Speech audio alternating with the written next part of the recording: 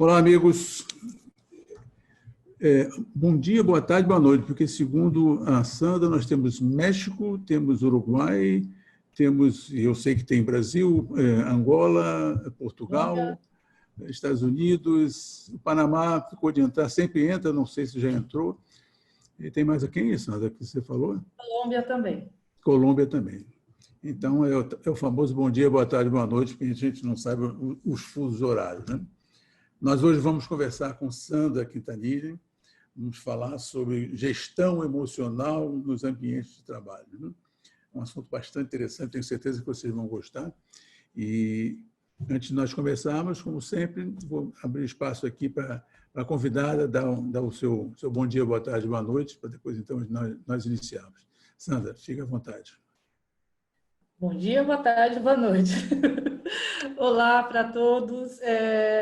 É um prazer estar aqui conversando sobre esse tema e espero que todos realmente aproveitem de alguma maneira, contribuam, que é justamente esse o objetivo, né? A gente conversar e refletir sobre alguns pontos e, com certeza, ouvir de vocês, seja através do Q&A, né, que tem aí, o bate-papo, ou através até de um e-mail depois para a gente completar mais as questões. Mas obrigada a todos que já entraram, que estão participando. Ok. Só fazer o lembrete de sempre, no sentido de que aqueles que quiserem interagir com a Sandra ao longo da conversa, por favor, façam suas perguntas no QIA. No QIA, não façam no chat, pela razão de que no QIA as perguntas ficarão gravadas e, se eventualmente a Sandra não puder responder todas durante a live, ela o fará posteriormente, mas para isso eu preciso tê-las, né? As perguntas, né? Eu só tenho através das perguntas que foram escritas no QIA. Depois eu envio para ela, ela responde, eu volto a enviar para todos via e-mail. Tá bem? Então, por favor, QIA é o canal de comunicação entre nós. Certo? Muito bem. Então, vamos lá. Deixa eu só apresentar um pouco a Sandra. Eu vou falar um pouco da formação dela, que ela é uma química, né? Pode criar logo a dúvida, o que uma química está falando de comportamento, né, de gestão emocional, mas vocês vão entender por quê já já. Ela é uma química com formação, com especialização em universidades americanas, em higiene industrial, ela em auditorias, em aquisições, fusões e fechamento de fábricas, gestão de áreas contaminadas, desenvolvimento e treinamento com foco relevante em programas comportamentais. Projetos de sustentabilidade, implementação e gestão de diversos programas em diferentes países da América Latina e do Caribe. Teacher in Training no programa de gestão emocional nas organizações Cultivating Emotional Balance, pelo Instituto de Ensino e Pesquisa Einstein. Isso aqui é uma sinopse, né, daquilo que a Sandra fez aí ao longo do tempo. Ela vai falar bastante para nós de uma série de outros aspectos relacionados, evidentemente, ao assunto que nos traz aqui, que é a parte de gestão emocional nos ambientes de trabalho. Como eu sempre faço, eu quero pedir à Sandra que fale um pouco quem é Sandra Quintanilha na visão de Sandra Quintanilha. Pronto, Sandra, está com você. É a pergunta mais complexa e difícil, né? Uhum. Eu sou principalmente, eu acho, essencialmente uma pessoa positiva, uma pessoa otimista. Eu acho que naquele estudo de Harvard sobre felicidade, eu estou entre aquelas 50% que tem a propensão a ser feliz na genética, graças a Deus. E eu gosto muito de pessoas, eu sou extremamente curiosa, sou mãe de 3 filhos, 2 netas, adoro animais, adoro natureza. Eu acho que a conexão com a natureza ela é a fonte de todo equilíbrio, né? E adoro dançar flamenco, bailar flamenco. Eu gosto da cultura, da música flamenca e também leitura, né? Eu adoro o velho livro, aquele de papel. Lógico que a gente usa o e-book e tal agora, mas a leitura para mim é algo muito é parte realmente da minha vida. Acho que faltou uma coisa importante, pelo menos eu entendi na sua sinopse que o yoga também é o Sim, seu preferido, né? é verdade. Isso tem tudo a ver com o nosso tema, é a meditação e a prática de yoga. Isso é realmente também outra parte da minha vida que é extremamente importante, que eu gosto. Perfeito. Sandra, então vamos direto ao assunto, né? O Uhum. que é gestão emocional nos ambientes de trabalho? Para a gente conceituar e a partir daí. Naí, se você me permite, eu vou falar rapidamente sobre um livro que eu acabei de ler e que vai ajudar muito na nossa discussão. E provavelmente muitas pessoas aqui já leram, né, ou já escutaram alguma coisa. É um livro do Frederic Laloux, é um escritor belga. E ele, em 2014, eu acho que fez esse livro, e ele estabeleceu ao longo da linha do tempo, como foram se desenvolvendo os sistemas de gestão, né? E ele faz de uma forma muito incrível, porque ele coloca cores e uma metáfora sobre cada momento da história do homem nas formas de gestão organizacional.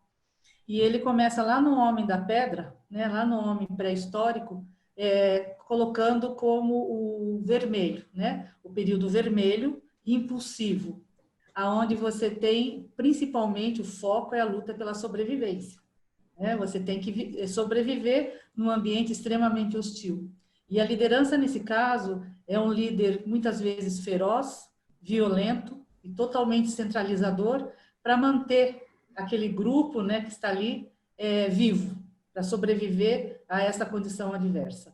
A partir daí, né, com a formação das cidades, etc., ele chega no que ele chama da fase âmbar, né, que é a fase conservadora, aonde tem o domínio da igreja no mundo ocidental, com uma hierarquia extremamente estabelecida, né? Tem o papa, o bispo, o arcebispo, e onde o tipo de gestão você tem o topo da pirâmide que manda e a base da pirâmide que obedece, né? Então, esse é o sistema âmbar. Depois, isso progride, né, com a Revolução Industrial, num sistema que ele chama de cor laranja, né? E nesse caso, conquistador.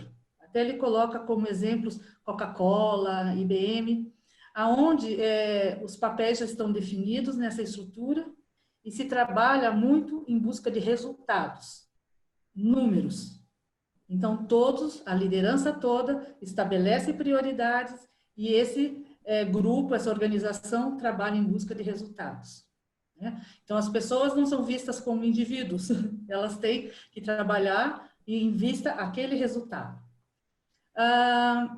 A partir daí, está se evoluindo para o que se chama de uma gestão verde, né? Que é aquela multidisciplinar, né? Uma gestão mais plural, aonde se busca não só atender o cliente, por exemplo, mas atender toda a cadeia que está até chegar nesse cliente. Daí entra os projetos de sustentabilidade, aí as pessoas já têm uma importância muito grande nesse sistema de gestão, porque se trabalha muito por consenso, né? Não é mais um líder estabelecendo números a serem atingidos, mas sim alguns projetos em que todos vão participar, né? E, por último, já está se evoluindo agora, porque ele chama de uma gestão TIL, que é aí que entra bem o que eu quero falar. Nessa gestão, porque lá na gestão verde, se aboliu, né, esse conceito da hierarquia, do poder pelo poder, mas não se encontrou ainda qual é o modelo mais eficaz, porque muitas vezes o consenso leva também a decisões inadequadas. Então, o que se espera nesse novo tipo de gestão é realmente você considerar o indivíduo, a autogestão, considerar o propósito da empresa e se trabalhar de uma forma única e muito bem integrada.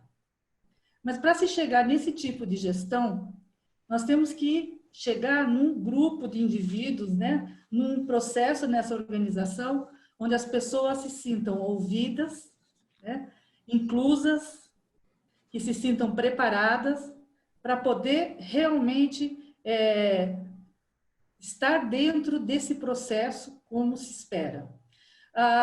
Quando a gente fala nessas organizações, desde a vermelha, a laranja, a verde, a âmbar, pode ser que hoje, se você for analisar onde você está, você tem ainda, né, resquícios de cada uma delas, né? Às vezes, departamentos são assim. Às vezes, numa empresa, você tem um gestor que é extremamente, vamos dizer, proativo, que já está dentro de um novo projeto de liderança numa área. E tem outra, que é um gestor que ainda tem aqueles antigos modelos, né, de como fazer essa gestão. Então, aí se estabelece conflitos da mesma forma. Então, quando a gente fala em mudar o processo de gestão, na verdade, é mudar vindo lá da liderança e permeando toda a organização. Não são ilhas dentro de uma organização onde algumas estão laranja, né? Às vezes tem um chefe vermelho e outras estão lá no tio. Então, assim, é isso só que eu gostaria, depois até eu passo o nome do livro direitinho, porque é muito legal você primeiro se debruçar na tua empresa e ver qual que é o predominante no meu tipo de organização, né? E quando eu falo desse tipo de organização para onde necessariamente nós vamos caminhar, porque é o processo evolutivo, como que eu estou me preparando quando eu ainda tenho vários casos, a gente vai conversar um pouquinho mais, de desvios justamente na parte emocional, devido a um processo, muitas vezes, de uma gestão inadequada, né? Então, assim, a gestão emocional, ela surge como surgiram os outros modelos que eu falei, devido ao que está ocorrendo naquele momento histórico. E se você for pensar, principalmente pós-pandemia, o indivíduo, as empresas tiveram que se voltar para as pessoas, né? E se voltar para entender como que essas pessoas estavam reagindo para poder trabalhar no momento de crise, né? No momento de ameaça. E então, esse processo é muito importante nesse momento reavaliar. E quando eu falo em gestão emocional, eu não estou aqui falando dos programas de saúde mental só, é parte, né? É parte. Porém, aqui eu estou falando mais além disso, né? Um programa de realmente da gestão das emoções, porque várias atitudes equivocadas, sejam de líderes, sejam lá do pessoal do chão de fábrica, que seja, muitas vezes elas são principalmente movidas pela emoção. E principalmente por não se conhecer os gatilhos, né, que se armam para desencadear processos emocionais e que vão com certeza impactar, inclusive, no próprio processo de produtividade, de resultados daquela empresa. Perfeito. É... Vai falar mais alguma coisa? Não, eu acho que para responder seria mais... Não, eu estou ouvindo você falar e estou lembrando de um fato, né? Quer dizer, hoje nós estamos diante das empresas, de uma forma geral, elas têm, dentro da sua estrutura, quase 4 gerações diferentes, né? Essa famosa geração Z que está aí entrando no mercado, né? Com todas as suas características, né? A geração Y também, a X e a Baby Boomer. E elas têm que conviver, e com tudo isso que você falou, eu associei imediatamente a esse fato, né? Do livro que você leu, as considerações que você fez e essa realidade que as empresas têm, onde criar essa harmonia não é nada fácil, né? Não é verdade? Não. Muito bem. Logo no início eu apresentei você como uma química, né? E eu não posso deixar de perguntar como é que você profissionalmente se voltou para esta área mais de comportamento, com toda a sua experiência, que não foi pequena, né? nessa área muito técnica, né? da química. Conta para nós um pouquinho aí da sua história. Bom, eu sou química de formação, trabalhei muitos anos também na área de pesquisa em laboratório. Depois eu migrei para a área realmente de higiene industrial, onde eu trabalhei na parte de toxicologia, ventilação, etc. Porém, sempre eu tive muita atenção com as pessoas, assim, sabe? De entender os grupos, entender as pessoas. Eu trabalhei em diversos países, com uma cultura, às vezes, diferenciada, para implementar programas novos, né? Então, realmente, eu tinha que ter muita atenção no fator cultural e no fator do comportamento. E todo líder, né? Todo gestor deve ter esse cuidado. Mas, principalmente, o que eu vi nesses longos anos, vários anos no mundo corporativo, eu vi pessoas adoecendo. Eu vi pessoas entrando em processos de depressão, pessoas entrando em síndrome do pânico, entrando em burnout. Então, ou seja, o ambiente de trabalho era um local de sofrimento para essas pessoas.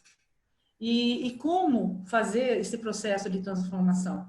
Eu perdi amigos, inclusive, perdi amigos por processos tão profundos de depressão. E você percebe, eu até acho que já comentei em alguma conversa com você, eu já tive relatos de uma pessoa, um engenheiro de segurança, né? Eu vou falar agora, já entrar um pouquinho no burnout, etc. Uma pessoa que estava trabalhando num projeto extremamente complexo, envolvendo riscos que ele teria que fazer a gestão correta, adequada, e chegou um dia, ele parou em frente do local onde ele tinha que fiscalizar, inspecionar, e parou. Ele não fez mais nada, ele não conseguia, inclusive, dar um passo.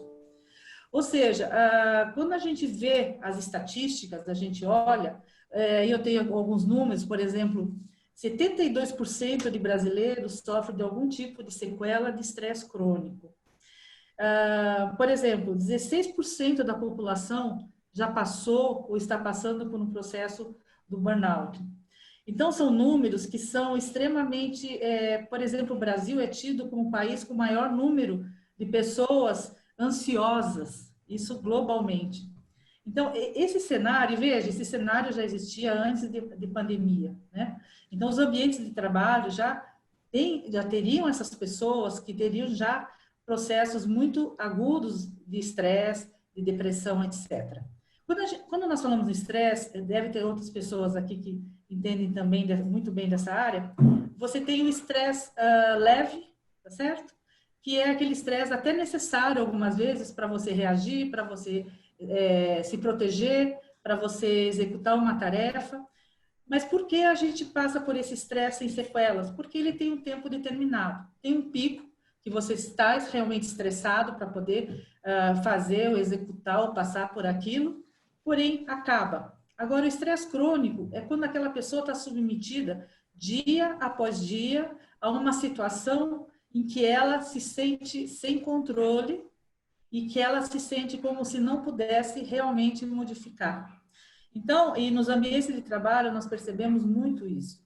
Então, são situações onde esse estresse crônico ele vai realmente se aprofundando e chega até o burnout, que é justamente aquele estado de esgotamento total, né? E é totalmente, inclusive hoje, o burnout está lá no código, né, de doenças, no CID, como uma doença relacionada ao trabalho.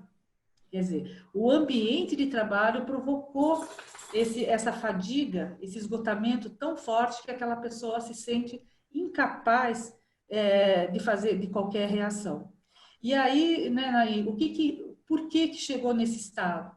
E a gente sabe, quando a gente falou dos sistemas de gestão, é justamente isso.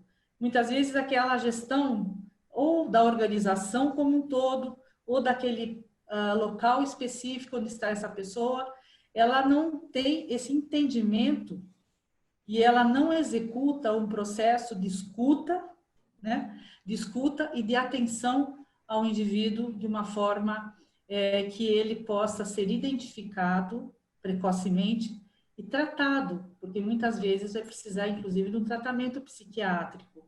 Agora, mais importante que tudo isso, né? Porque daí a gente só está reagindo a uma causa, a um efeito, é verificar a causa e transformar profundamente dentro das organizações o que causa até o sofrimento e até a doença emocional de um trabalhador.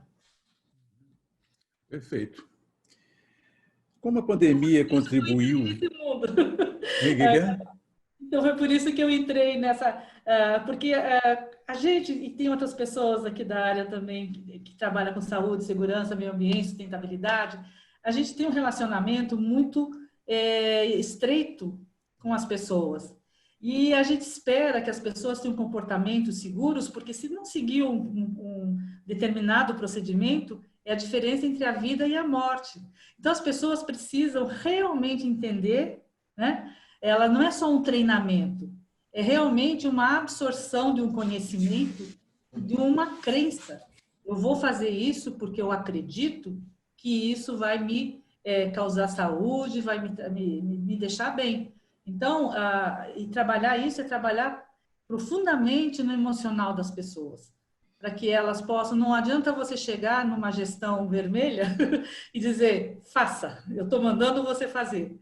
E se aquilo não foi realmente entendido, não for realmente tido como verdade para ele, aí sim as coisas vão acontecer.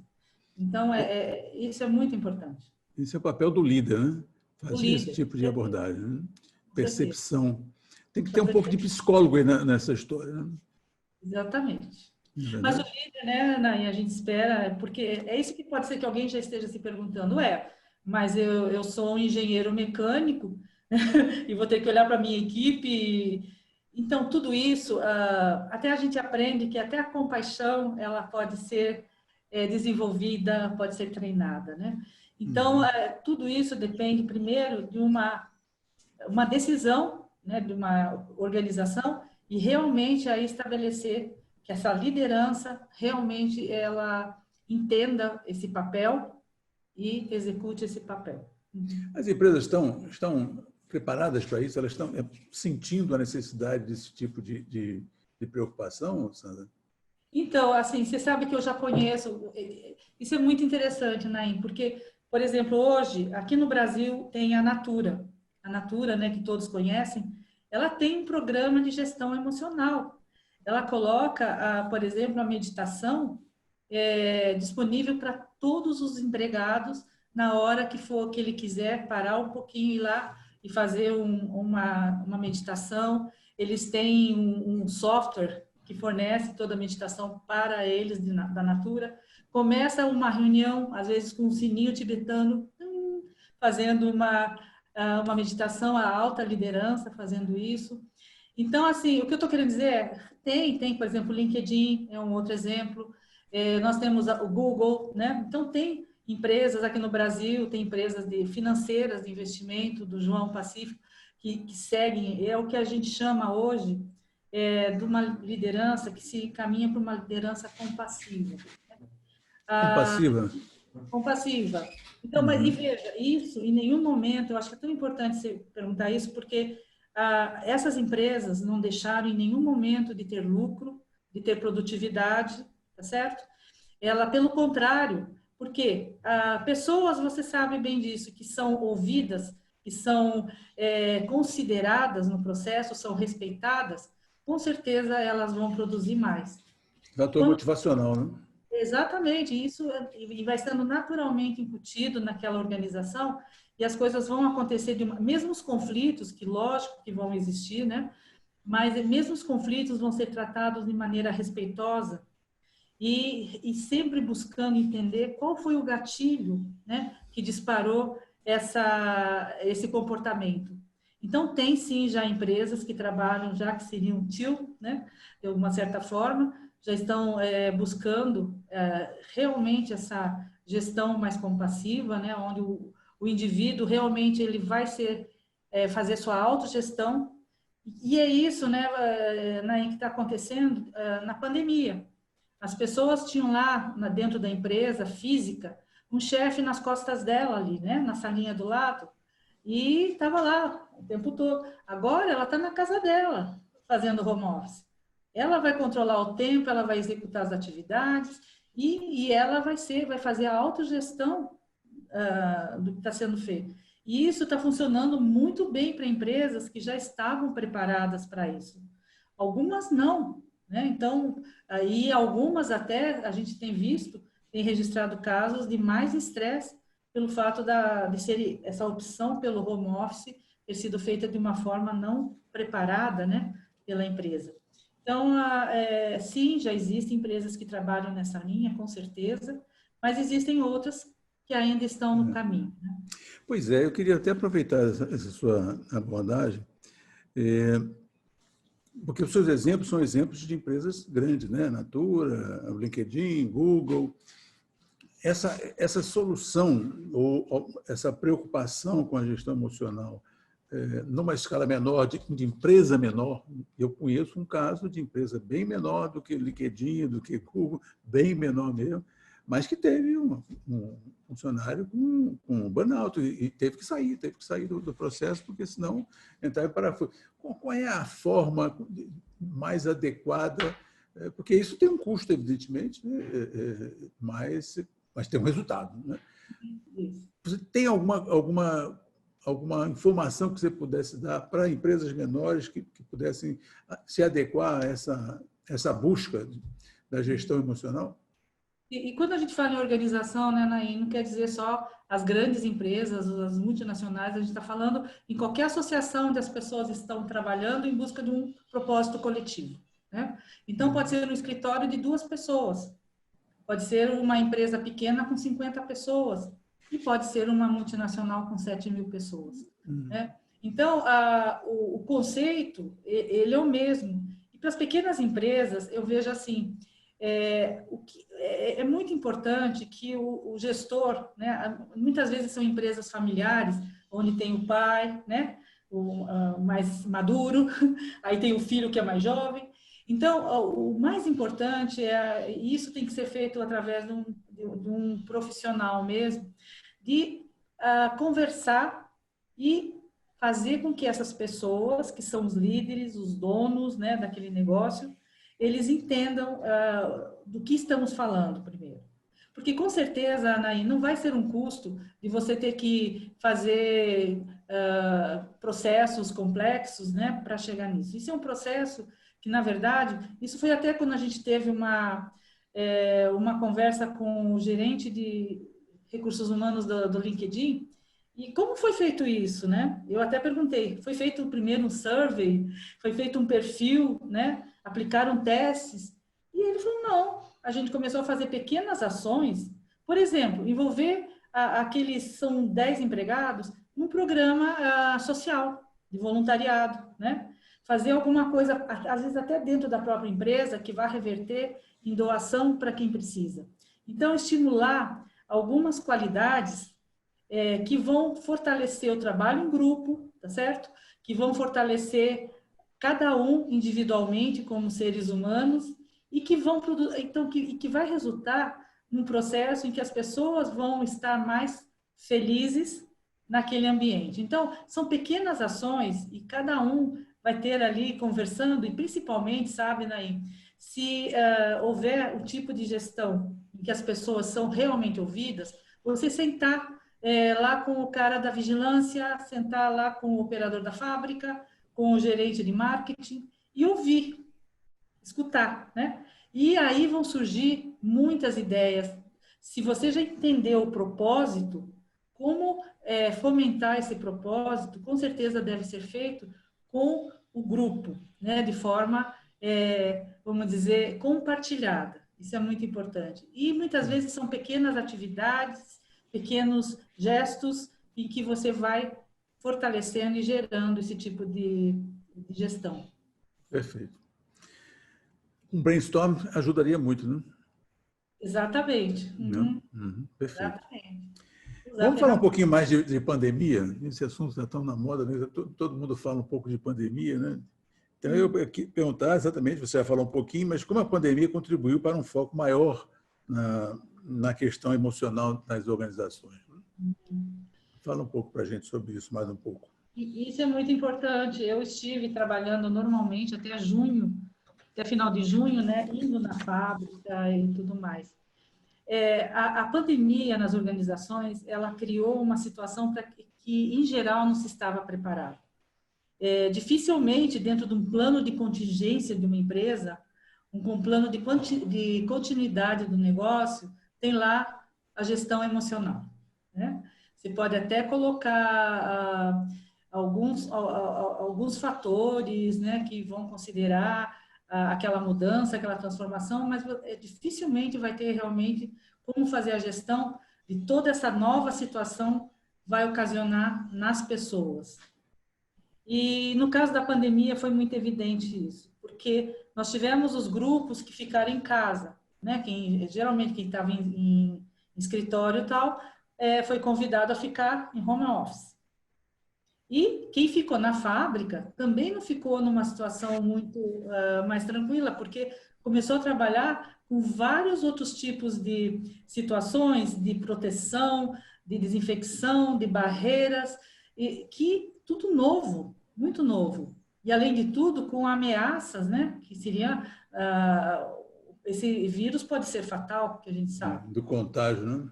Exatamente, de contágio, etc. Então, a pandemia, ela alavancou muita coisa que já estava assim meio que germinando, né, no processo de digitalização das empresas, né? Muitas já estavam, não, daqui a 2 anos eu vou colocar todo mundo em home office, etc. No caso da pandemia, ela catalisou, né? Foi necessário fazer isso e as pessoas tiveram que rapidamente se ajustar e desenvolver mecanismos para continuar produzindo e aquela empresa continuar de pé. Então, as pessoas foram fundamentais, são fundamentais, e agora, mais do que nunca, eu vejo que as empresas, elas estão entendendo isso. Eu até vi uma pesquisa na Valor, onde vamos dizer, os objetivos da empresa agora, a partir dessa pandemia, eles mudaram de só fixar em resultados, eu quero números, eu quero que chegue nesse nível, etc., mas também pensando nas pessoas.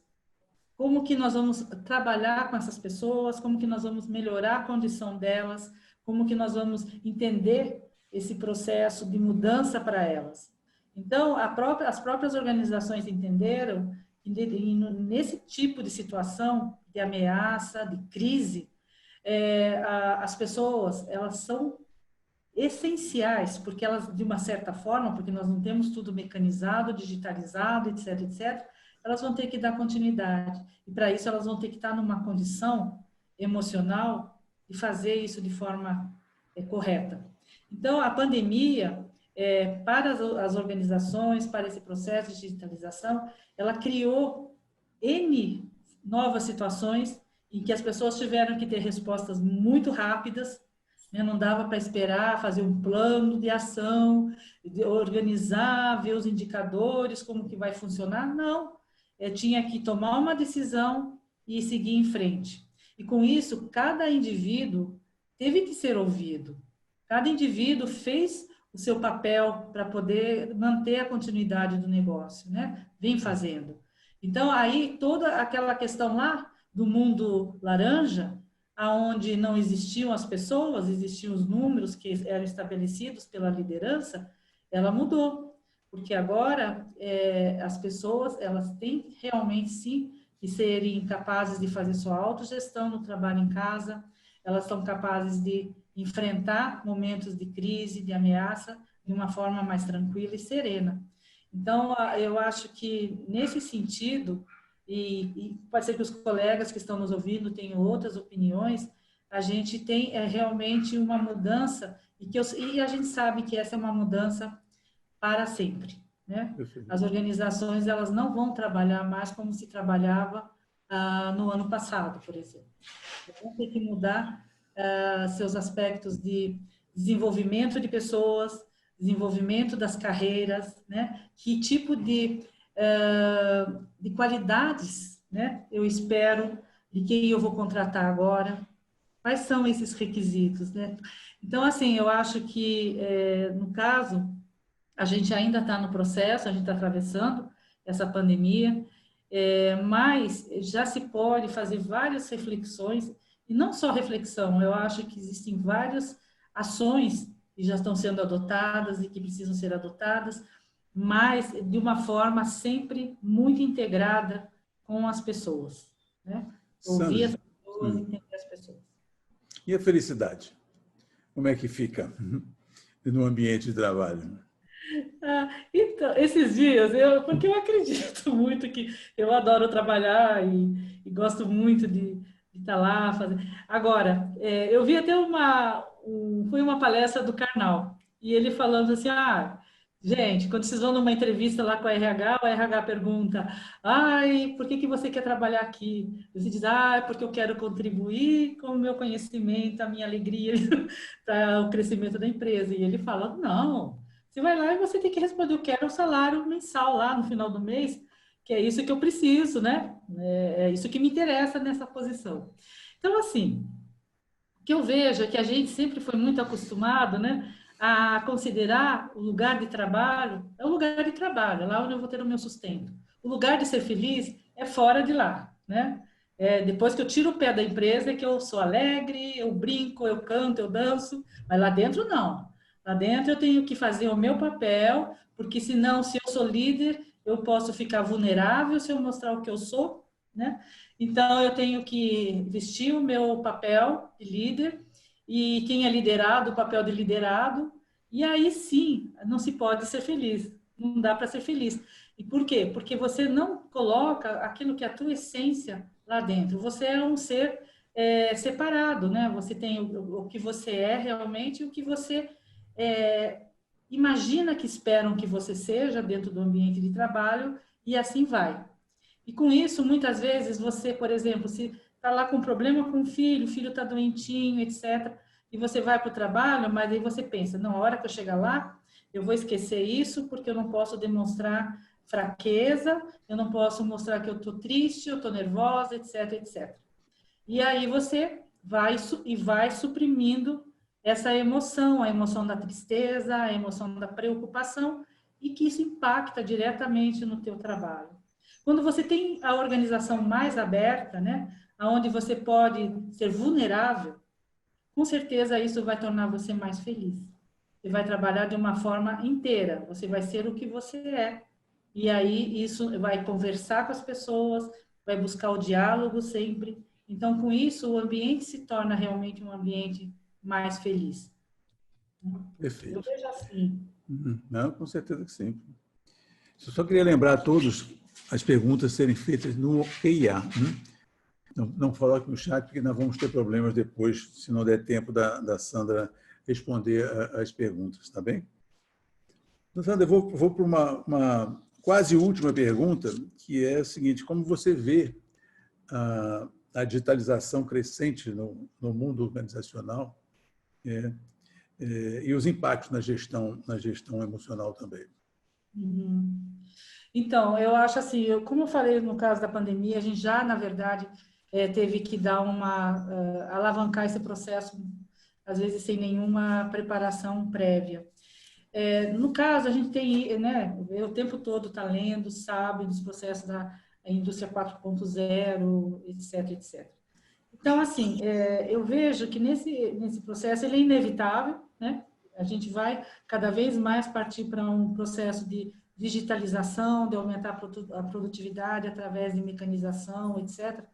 Porém, eu acho que nós temos que ter um cuidado enorme justamente com as pessoas. Porque nesse momento é um momento de transição, né?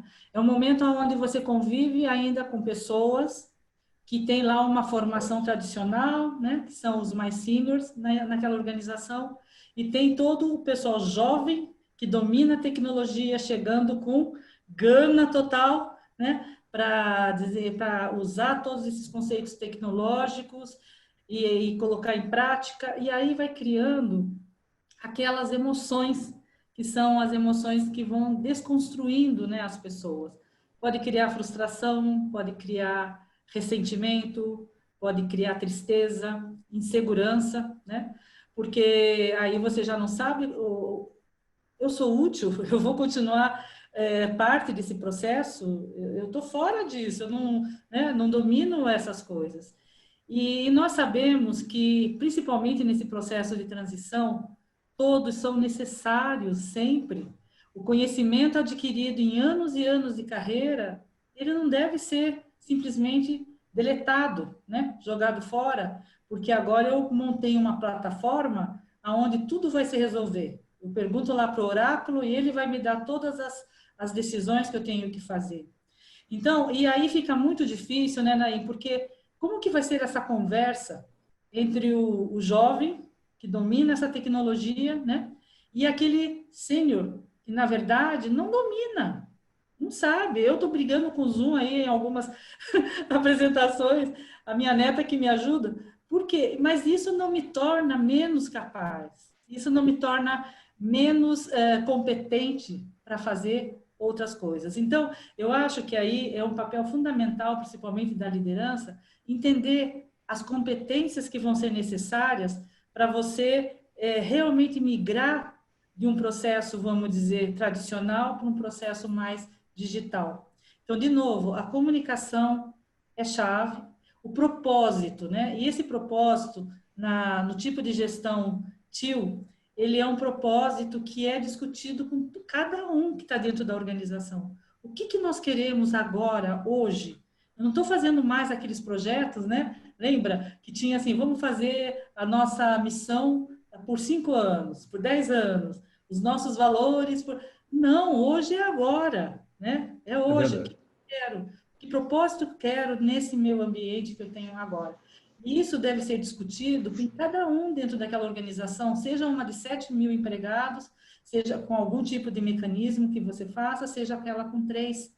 E quando isso está bem claro, como vai ser, você elimina os medos, as incertezas, as coisas que não estão claras, e até, muitas vezes, vai ocorrer a demissão, com certeza, né? Vai ocorrer que essa reestruturação não vai comportar todos. Mas quando você trabalha de uma forma transparente e você tem um propósito claro e vai dizendo nós estamos indo para esse caminho, e nesse caminho aqui você não tem ainda aqueles skills necessários para seguir. Mas tudo isso tem que ser feito de uma forma respeitosa, principalmente com as pessoas, sabe? Aquele que chega com um ímpeto tecnológico, aquele que está lá e que, sabe, é possível sim você fazer essa ponte. Então, essa conexão entre eles.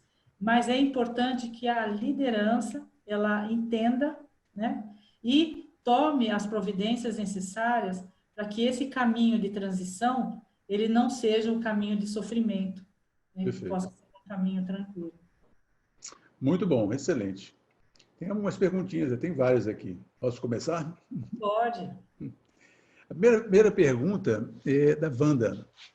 Ela Uhum. pergunta o seguinte: você crê que é possível, em curto prazo, as organizações pensarem na gestão emocional? Eu gostaria de dizer sim, acredito. Mas você sabe que não é assim. Por quê? Porque nós estamos partindo ainda mais no Brasil, né? Um país continental, a gente tem empresas que hoje estão lá no vermelhinho, né? Na Idade Média, e outras já estão lá no tio, né? Já na forma mais plena de gestão. Então, a gente tem muita diversidade, a gente tem muitas diferenças. E agora, eu acho que é um trabalho de formiguinha, talvez, sim, mas eu acho que cada vez mais, até os próprios líderes mais jovens eles já estão chegando, né, com esse tipo de clareza, né, para a gestão. A educação, a própria escola, ela também tem que fornecer esse tipo de educação emocional que, infelizmente, né, nossos filhos não foram criados para isso, na escola não tem nenhuma matéria, né, educação emocional, mas cada vez mais isso vai acontecendo. Inclusive, já Perfeito. tem processos na Uhum. educação mesmo que usam esse tipo de conceito. Então, assim, Wanda, não é um processo que é rápido, mas ele é inevitável. As empresas para se tornarem competitivas, as organizações para continuarem seus negócios, eles vão ter que atender a essa ânsia que, na verdade, já não vai ser mais só de quem está trabalhando naquela organização, é da população.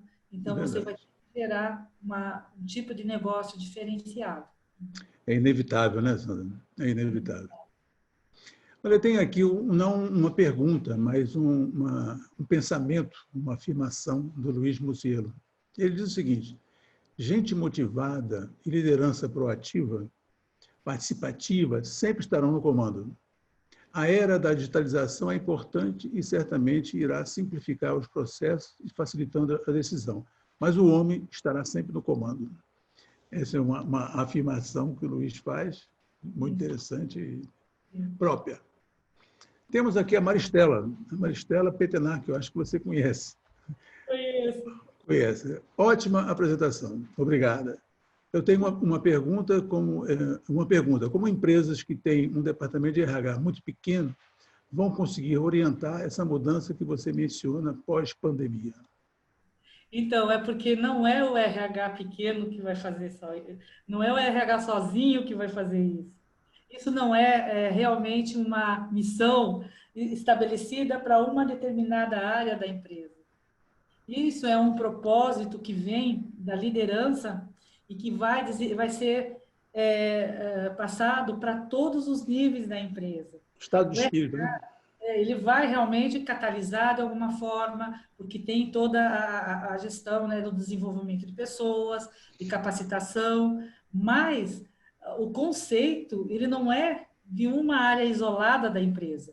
Isso tem que cascatear para todos os níveis da empresa. Tem que vir da liderança, né, como é isso que aconteceu na Natura, no LinkedIn, que é para estabelecer uma nova forma realmente de gestão, onde não pode haver ilhas isoladas de excelência e outras não. Então, assim, Maristela, não é o RH que vai ter a culpa, a responsabilidade de tocar isso. Isso é um processo de toda a gestão, de toda a liderança, de todas as áreas. Perfeitamente. Tem aqui um comentário, uma felicitação da Norma Facnetti. Parabéns, Sandra, excelente webinar e tema muito relevante. Uma pergunta da Ivete Mota. Gostaria de saber como podemos lidar com a exposição de imagem que todos estamos vivenciando sem invadir a nossa privacidade. Vamos ver se eu entendi. É mais na questão de estar trabalhando em home office? Eu creio que sim, porque é o momento, né, sem invadir a nossa privacidade, podemos lidar com a exposição de imagem que todos estão vivenciando. Então, é o momento que estamos todos assim, nós. Porque, assim, quando, ainda mais na área de segurança, de saúde, etc., o ambiente de casa, né, onde você está trabalhando em home office, ele continua, se você está executando um trabalho para a empresa, ele é um ambiente de trabalho, né? Então, ele tem que ter seguir os mesmos requisitos de trabalho seguro que você teria se estivesse fisicamente lá na empresa. Então, de uma certa forma, isso implica em que algumas áreas da empresa elas vão ter que saber como que você está instalado. De repente, você está fazendo lá, está com o teu notebook pendurado na cozinha, cozinhando aqui do lado. Como que está a tua condição sentada numa banqueta? Então, isso, não sei se a gente pode chamar que é uma invasão de privacidade, mas é uma forma de você delimitar aquela área onde você está executando o trabalho para uma empresa, né? Mesmo que seja da tua casa, ela é uma área de trabalho. Então, ela vai ter que seguir determinados requisitos para que você possa executar isso de forma segura. Porque se acontecer um acidente, ele vai ser um acidente de trabalho, né? E você levou um choque porque tem uma super tomada lá cheia de fiozinho, ou porque se queimou tentando ver no notebook, cozinhando. Então, assim, nesse caso, as pessoas realmente vão vão ter que abrir um pouco mais aquele espaço, que seria seu espaço doméstico, né? Que antes isso não estaria no processo. E lives, né, como essa, assim, por exemplo, as reuniões, né, do trabalho, eu acho que a maioria das pessoas aqui já estava muito familiarizada, né, em usar essa ferramenta. E muitas vezes, né, a gente tinha colega lá da China que, coitado, era de madrugada para ele, e ele estava lá participando da reunião. Mas isso já é uma questão do mundo global, né? E que isso já, com certeza, a gente estava trabalhando com isso. Eu não sei se era exatamente essa a questão, ou se ela gostaria de complementar, a Ivete. Vamos ver, se ela colocar alguma coisa aqui, eu falo para você. Temos aqui um comentário também do Felipe Carnevale. Sempre inspirador ouvir você. Parabéns e sucesso. Muito E da obrigada. Leda Maria Rossi, também um elogio. Parabéns, Sandra, pela propriedade da abordagem. Estamos num momento muito adequado para essa reflexão, que é verdade. Concordo plenamente com a Leda. Obrigada. Cara Sandra, estamos chegando no final. Eu queria saber se você quer fazer algumas considerações finais para que a gente possa fechar com chave de ouro, porque realmente tem sido momentos muito agradáveis com toda essa sua... compartilhar com a sua inteligência e seu domínio. A palavra está consigo. Muito obrigada. Eu acho que fica muito mais fácil, né, Naí, quando a gente conversa sobre questões que são a nossa verdade, né? É quando a gente conversa sobre coisas que nós acreditamos. Então, aí fica mais fácil. E eu acho que falar sobre gestão emocional é algo que, para mim, é extremamente importante, inclusive porque eu fico muito feliz que já está havendo essa abertura, né, para falar sobre esse assunto. Algum tempo atrás seria impensável, até talvez você convidar alguém para falar sobre as emoções, como vamos fazer, né, como vamos considerar, qual é o valor disso dentro de uma organização. Então, isso já é um grande avanço e temos que avançar mais ainda. E eu agradeço as pessoas que estão aqui, porque com certeza, de uma certa forma, estão envolvidas no tema, né? E com isso já é um grupo muito grande pensando dessa forma, e assim é que a gente faz as transformações necessárias, né? Não precisam ser transformações do dia para a noite, radicais, etc., mas ter o propósito de realmente trabalhar nessa direção. Eu agradeço muito a oportunidade de estar aqui com todos vocês. Muito bom mesmo. Eu tenho mais algumas perguntas, mas com o nosso tempo está esgotado, Sandra. Eu vou enviar para você as perguntas que estão faltando. Eu peço a você a gentileza de responder por e-mail, que eu daqui faço chegar a todos para conhecerem a sua opinião sobre algumas questões que estão aqui apresentadas. Tá certo? Aqueles que não tiveram suas perguntas respondidas, o terão em breve através de e-mail que vou enviar. Ok? Muito obrigada. Sandra, olha, muito bom, gostei muito, uma live muito agradável. Quero que saiba que a sua live foi uma das lives mais estáveis que já fiz até agora. Ela se manteve... Aconteceu um fato diferente, porque ela se manteve quase que o tempo todo com a mesma quantidade de pessoas que entrou na live até o final. E o que aconteceu de diferente é que cresceu. A partir de um certo momento, cresceu. Agora mesmo, daqui a pouco entrou mais uma pessoa. Que pena. Excelente, excelente. Estou muito feliz e meus parabéns aí pela sua eloquência, pela forma tranquila. A sua abordagem é muito leve e muito de fácil absorção, e um tema tão relevante como esse, que precisa realmente as empresas perceberem a importância, né, dessa gestão, né? Porque eu me lembro que quando eu comecei a fazer algumas abordagens desse tipo, em consultorias ou em palestras, falávamos muito em criatividade, a importância da criatividade, a importância da inovação no meio corporativo, né? E agora nós estamos incorporando mais uma, né? A gestão é emocional, com certeza que sim, porque a diferença que isso faz em termos de produtividade, né? Aquela historinha que nós conversamos outro dia, né? A pessoa feliz, né? Ela, segundo as estatísticas dos nossos amigos cientistas lá americanos, a pessoa feliz dobra a produtividade, enquanto que a pessoa infeliz é 40% menos produtiva. Então, por que não trabalhar a felicidade das pessoas, né? E a gestão emocional tem tudo a ver, né? Na verdade. E indicador também. Sim, com certeza que sim, com certeza que sim. Amiga, olha, muito obrigado mais uma vez. Foi um prazer muito grande tê-la aqui com a gente. Vou querer que tenhamos outras lives. Depois a gente vai conversar um pouquinho sobre isso para poder alongar mais esse tema que foi bastante pertinente. Obrigada, Nay. Muito obrigada, viu? Pelo convite. Amigos, mais uma vez, obrigado pela presença de todos. Em breve teremos outra live. Eu vou anunciar a data, ainda não estou com ela confirmada, mas em breve estarei encaminhando para todos um convite para a próxima live. Obrigado a todos. Tenham um bom dia, uma boa tarde e uma boa noite. Tchau, Sandra. Obrigado. Obrigada a você. Tchau, tchau.